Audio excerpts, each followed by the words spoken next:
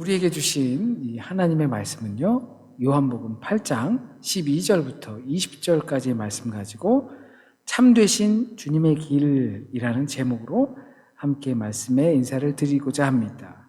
우리가 새길 말씀은 12절 말씀입니다.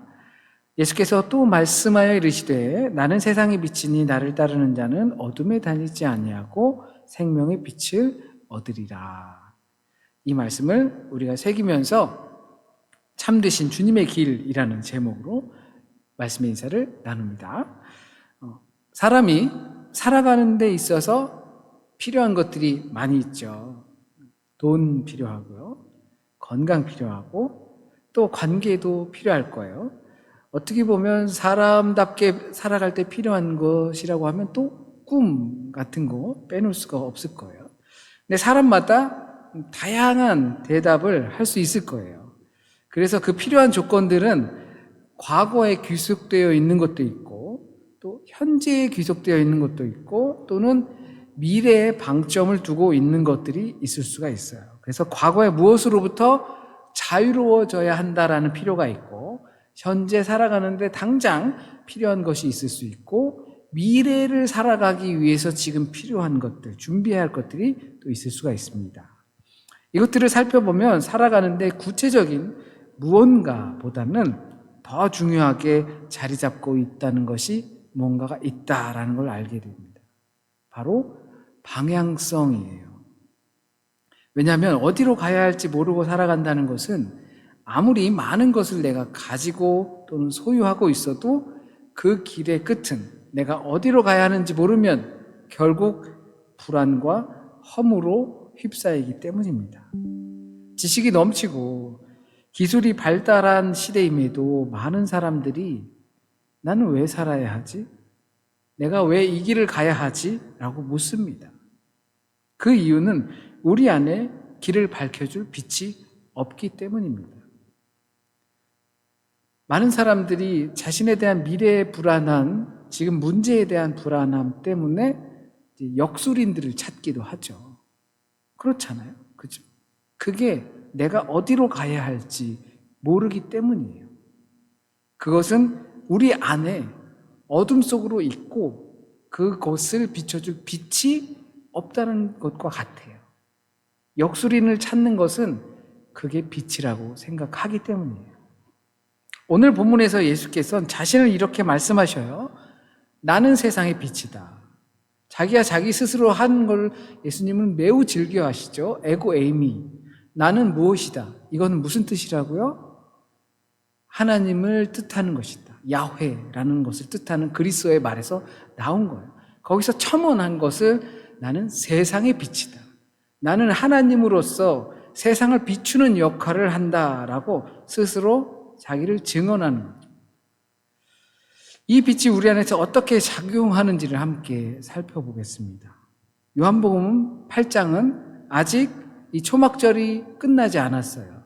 초막절 무렵에 있었던 거예요. 그리고 이 초막절에 우리는 주님께서 나를 믿는 자는 그 배에서 생수의 강이 흘러나올 것이다 라고 말씀하셨어요.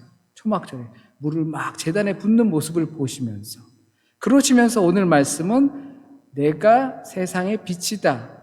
그리고 생명의 빛이다. 어쩌면 이 빛이라는 표현이 상투적으로 들릴 수도 있어요. 그냥 빛이 뭐 어떻다고 대수롭지 않게 여길 수 있는 거죠.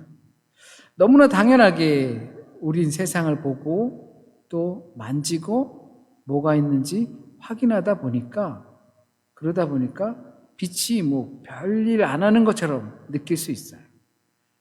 하지만 빛은 우리 주변에서 정말로 다양한 역할, 그리고 중요한 역할을 합니다.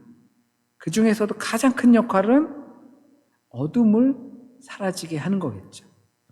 이 역할이 가져다 주는 이미지는 분명합니다. 어둠을 밝히고 감추어져 있던 것들이 드러나게 하는 거죠. 드러난다는 것은 계시예요. 오펜바공 되는 거예요. 어둠이 물러가면 우리는 볼 수 있게 돼요. 어둠이 있으면, 빛이 없으면, 칠흑 같은 어둠 속에선 볼 수가 없어요.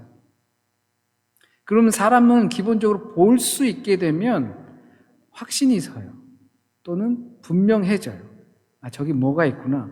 저게 무엇이구나. 분명해져요. 그래서 분명해지면 사람들은 그 길을 가게 되어 있어요. 행동으로 옮기게 되어 있어요. 빛이 어둠을 물리치고, 어둠을 물리치면 우리는 볼 수 있게 되고, 볼 수 있게 되면 그 보는 것을 통해서 우리는 확신 또는 분명함을 갖게 되고, 그 분명하기 때문에 행동으로 옮길 수 있게 되는 겁니다. 이 빛이 가져다주는 물리적인 효과만 보더라도 매우 역동적이에요. 빛을 통해서 많은 잠재력이 있다는 것을 확인하게 되고, 또 살아서 움직이는 활동력을 느낄 수 있고, 더 나아가선 따스함을 가질 수 있게 돼요.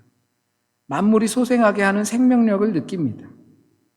이런 물리적인 효과 말고도 때로는 이 빛은 정신적인 깨달음을 말할 때도 표현해요. 무언가 깊은 고민 속에 있다가 마치 한 줄기 빛이 내 머릿속을 탁 스쳐 지나가는 듯한 아이디어가 떠오를 때가 있죠. 꼭 그런 표현할 때 뭐 유레카 하지만 무슨 섬광 같은 빛이 탁 지나갔다라고 표현을 하기도 하죠. 빛이 그렇게 이성적인 것을 깨워주는 거예요. 그래서 철학에서는 이제 계몽주의라고 하잖아요. 계몽주의 사상에서 사람들을 이성으로 그 어둠 속에 감춰져 있던 그것을 이성의 빛으로 비추어서 깨우쳐주는 거예요. 계몽되는 거죠. 이거 정말 좋은 표현이거든요. 나쁘게 사용하면 안 돼요. 이처럼 이성의 빛이 우리의 생각 속에 가려진 부분들을 밝혀서 새로운 생각으로, 새로운 그 사고로 열려지게 만드는 거예요. 또는 신앙적으로 표현할 때도 빛은 하나님의 임재를 상징해요. 빛이 있는 곳에 하나님이 계신 거예요. 우리가 요한복음 할 때 제가 처음에 말씀드린 게 있어요. 말씀을 쭉 가다가 요한복음이 잘 이해가 안 되면 어떻게 하라고요? 요한복음 1장으로 돌아가라. 오늘 교동문 했잖아요. 거기에서 그 모든 것을 압축해서 표현하고 있어요. 신앙적으로 빛은 하나님의 임재를 상징하기 때문에 빛이 비추이는 곳에 하나님의 함께하심이 나타나 있고, 그리고 우리는 그 삶의 긍정적인 변화를 경험하게 되는 겁니다. 그러므로 주님께서 자신을 빛이라고 하신 것은 우리가 살아가는 세상 속에서 물리적인 또는 우리 사고, 정신적인 또는 영적인 빛이 되셔서 우리가 어디로 가야 할지를 그 길을 비춰주시는 겁니다. 그래서 우리가 사망의 길을 가지 않고 생명의 길을 갈 수 있도록 방향을 제시해 주십니다. 어둠이 물러가면 볼 수 있게 되고, 볼 수 있게 되면 분명해지고, 분명해지면 우리가 행동할 수 있게 되는 것입니다. 이게 그 빛을 통해서 우리가 보는 효과예요.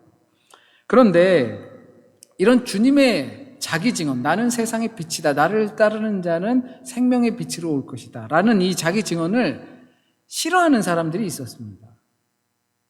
인간적으로 생각하면 부끄러운 일일 수도 있어요. 자기가 자기를 말할 때 내가 세상의 빛이야 라고 하니까 좀 쑥스러울 수 있지 않을까요? 자화자찬하는 것처럼 들릴 수 있는 거죠. 요즘은 문화가 많이 바뀌어서 자기의 PR, 나는 이런 걸 잘합니다 라고 당당히 말하는 것을 익숙하게 생각하지만, 어디서 이렇게 자기가 나는 빛이야, 나는 생명의 빛이야, 나를 믿어야 돼, 이렇게 하면 좀 쑥스러울 수도 있을 것 같아요. 근데 한국에서는 그런 분들이 많잖아요. 나를 믿어야 된다고 하는 분들이. 참 쑥스럽지 않나, 부끄럽지 않나 라는 생각을 하죠. 그래서 그 증언을 싫어했어요. 또 예수의 그 자기 증언이 틀렸다고 생각해요. 왜냐하면 증언에는 증인이 필요하다는 거예요. 그도 그런 것이 우리 가늠하다 잡혀온 여인들, 그것들을 문제 삼을 때 예수께서 표현은 되어 있지 않았지만 그 과정 자체가 정당하지 못하다는 것을 두 사람 이상의 증인이 필요하다는데 그렇지 않았다라는 것을 두고 이야기했잖아요. 그러니까 주님께서 이 사실을 모를 리가 없어요. 그래서 주님께서 나는 내가 증인이고 내 아버지, 나를 보내신 내 아버지가 증인이다 라고 두 사람의 증인, 두 인격의 증인을 표현하기도 하죠. 마치 그 내용을 이 바리새인들과 서기관들이 되받아치기라도 하는 것처럼 나는 세상의 빛이다 라고, 생명의 빛이다 라고 하는 그 자기 증언을 틀렸다. 왜? 그러려면 증인이 필요해. 당신이 빛이라는 증거를 대줄 수 있는 증인이 필요하다는 거죠. 심지어 그때 당시에는 이것이 신적인 표현으로 사용되었었죠. 고대 종교에서의 이 빛의 의미를 아마 알고 있었다면 더더욱 심각하게 생각했을 거예요. 파라오라고 이집트의 뭐라고 해야 되죠? 황제라고 해야 되나요? 파라오가 있잖아요. 이 파라오 자체는 라라는 태양신의 아들을 뜻하는 거거든요.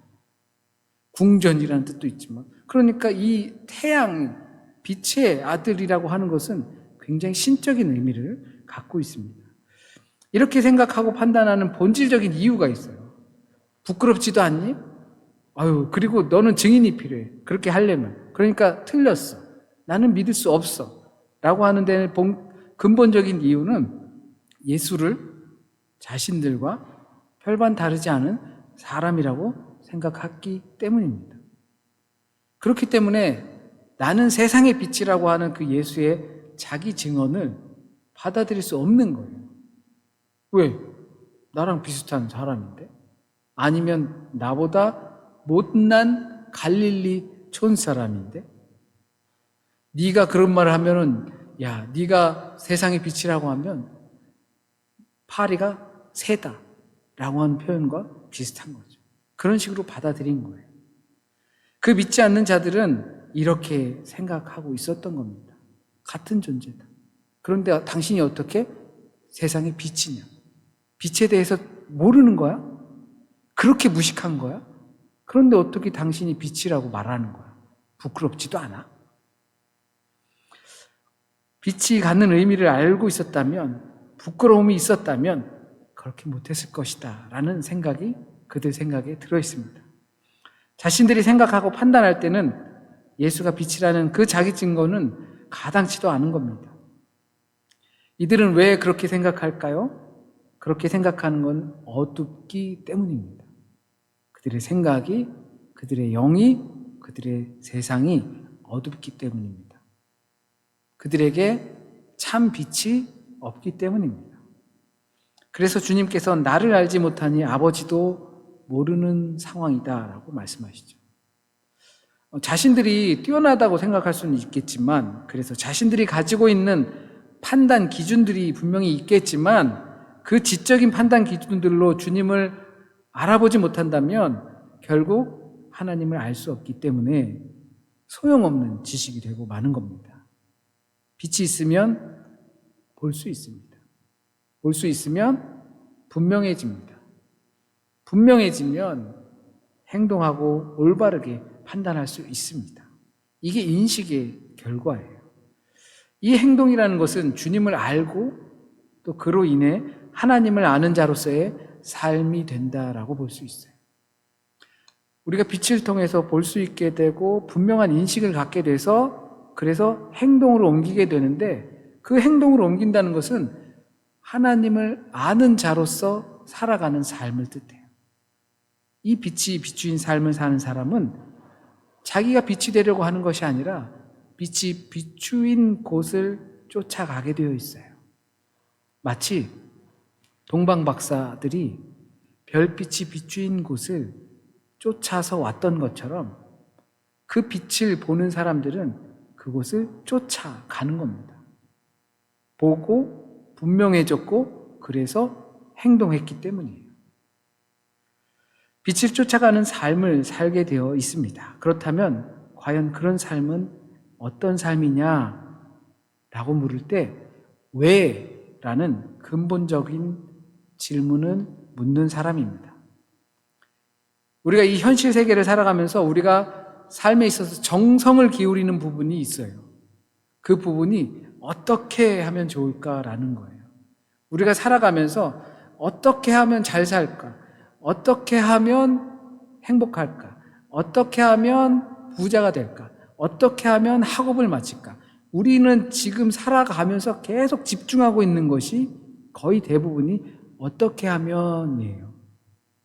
여기에 정말 대단히 정성을 들여서 학습을 하고 노력을 해요. 이걸 보통 레벤스쿤스트라고도 해요. 삶의 기술이죠. 살아가면서 내가 피할 수 없는 것들, 그것들을 해야 되는데 그걸 하다 보면 하기 싫을 때도 있고 답답할 때도 있고 해서 뭐 하나 생각이 들 때도 있어요. 그런데 그것을 해낼 수 있게 하는 기술, 그것을 행복하게 할 수 있는 기술, 그게 레벤스쿤스트예요. 그래서 우리는 어떻게 하면 그것을 할 수 있을까? 어떻게 하면 안전하게 졸업할 수 있을까? 어떻게 하면 정상적인 또는 평범한 삶을 누릴 수 있을까? 여기에 많은 초점을 들여서 공을 들여요. 하지만 이 왜라는 질문은 그보다 더 깊고 근본적인 질문입니다. 왜라는 질문은 초월적인 질문이기 때문에 그렇습니다. 내가 왜 일을 해야 하는지, 내 삶이 어디를 향해 가고 있는지에 대한 답이 없다면 아무리 뛰어난 기술, 그것을 가져도 우리의 삶은 공허할 수밖에 없습니다. 목적이 없고 끝이 없기 때문입니다. 물론 왜라는 그 근본적인 질문이 없어도 현실 세계에서 삶을 잘 영위하면서 살 수가 있어요. 겉으로는 아무런 문제 없는 것처럼 살아갈 수 있어요. 하지만 삶의 진정한 의미와 목적이 없기 때문에 늘 무언가가 빠진 듯한 허무함, 허전함을 느낄 수밖에 없다는 사실입니다. 이것이 모든 인생의 생명으로 가는 길을 비춰주고 어디로 가야 할지 방향성을 제시해주는 그 근본적인 질문입니다. 왜라는 질문, 어디서 와서 어디로 가는지의 질문, 이것이 우리 인생의 방향을 잡아주는데 중요한 역할을 합니다. 인식의 결과로 행동할 수 있게 만드는 거예요.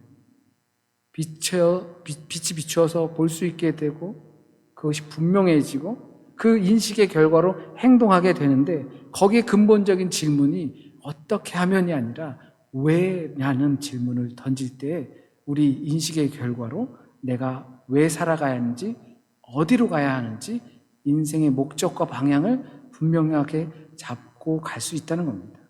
주님은 스스로 자기 증언을 하시면서 그 증언이 참되다 말씀하십니다. 왜?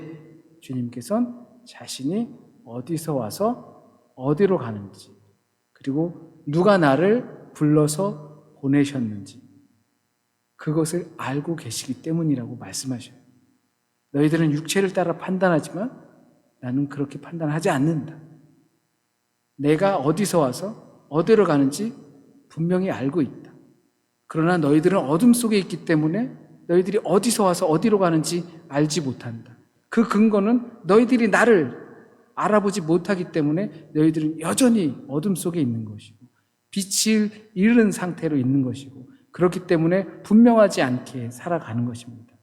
그러니까 너희들은 어디서 와서 어디로 가는지 모르니까 이 내가 어디서 와서 어디로 가는지 아는 내가 분명하게 말해 주는 것입니다.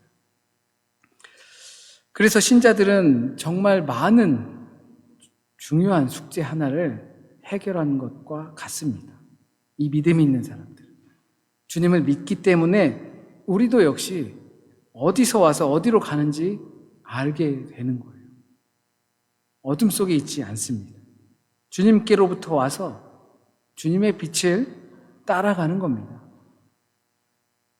지난주의 말씀 요한복음 1장 12절 13절 혹시 기억하시나요? 오늘 교동문에서도 있었습니다. 영접하는 자, 곧 그 이름을 믿는 자들에게는 하나님의 자녀가 되는 권세를 주셨으니 이는 혈통으로나 육정으로나 사람의 뜻으로 나지 아니하고 오직 하나님께로부터 난 자들이니라. 그 이름을 믿는 자들에게는 이와 같은 권세를 주셨습니다. 또한 그 이름을 믿는 자들에게는 이 빛을 따라갈 수 있는 능력을 주셨습니다. 예수 그리스도를 따라 그 빛이 비추인 곳으로 생명의 빛으로 자리로 갈 수 있습니다. 나는 세상의 빛이라 나를 따르는 자는 어둠에 다니지 아니하고 생명의 빛을 얻으리라. 주님은 세상의 빛이십니다. 생명의 빛이십니다. 빛은 어둠을 밝히고 감추어졌던 것들이 드러나게 합니다. 어둠이 물러가면 볼 수 있습니다. 볼 수 있으면 분명해집니다. 분명해지면 우린 행동할 수 있습니다. 우리 인생이 무엇을 해야 할지, 어디로 가야 할지 분명해집니다. 어둡고 혼란한 시대에 빛으로 분명한 길을 비춰주시는 그 예수 그리스도, 우리의 인생을 밝혀주시는 참된 빛인 예수 그리스도를 저와 여러분이 따라갈 수 있길 진심으로 소원합니다. 그 빛이 비추이는 곳에 거하시길 바랍니다. 혼란한 시대 속에서도 분명한 길을 걷게 될 줄 믿습니다. 기도드리겠습니다. 참 좋으신 주님, 우리를 사랑하시고 주님의 뜻에 합당하게 우리를 불러주신 줄 믿습니다. 우리의 믿음은 때로는 어둠 속에 있다 보니 이리저리 흔들리고 어려울 때가 많습니다. 그러나 하나님, 참 빛 되신, 참 길이 되신, 참 생명이 되신 그 주님의 빛을 보며 따라갈 수 있게 인도하여 주세요. 희미한 세상 속을 살지 않고 분명한 세상 속을 살아갈 수 있게 도와주세요. 그 분명한 세상 가운데에서 확신하고 그 인식의 결과로 주님의 길을 따르는 행동이, 판단이, 삶이 우리에게 나올 수 있도록 주님 인도하여 주옵소서. 오늘 이 시간 우리가 이 말씀을 통하여서 듣고 또 깨달아야 할 진리의 말씀만 우리의 생각과 우리의 삶에 남게 하여 주시고 우리의 삶에 깊이 뿌리내리게 하여 주시고 또한 인내로 하여 귀한 주님의 열매를 맺을 수 있는 은혜를 허락하여 주옵소서. 한 주간의 삶도 주님께 맡깁니다. 격동하는 한 주간이 될지 모르고 참 많은 일들이 우리에게 있을지 모르는 한 주간입니다. 주님, 그 시간과 삶 속에 친히 우리의 삶에, 우리의 시간 속에 찾아와 주셔서 주님께서 친히 역사하여 주시고 만져주시길 간절히 바랍니다. 하나님, 또한 우리의 삶을 통하여서 병들고 아프고 연약하고 마음이 흔들리고 근심과 미래에 대한 두려움으로 있는 주님의 자녀들이 있다면 주님 친히 찾아가 주셔서 친히 삶을 인도하여 주셔서 그 모든 어려움과 두려움들이 주님의 이름으로 말미암아 물러가고 또한 주님의 은혜로 말미암아 극복해낼 수 있는 은혜를 우리에게 허락하여 주옵소서. 모든 말씀 우리 주님 예수 그리스도의 이름으로 기도드립니다. 아멘.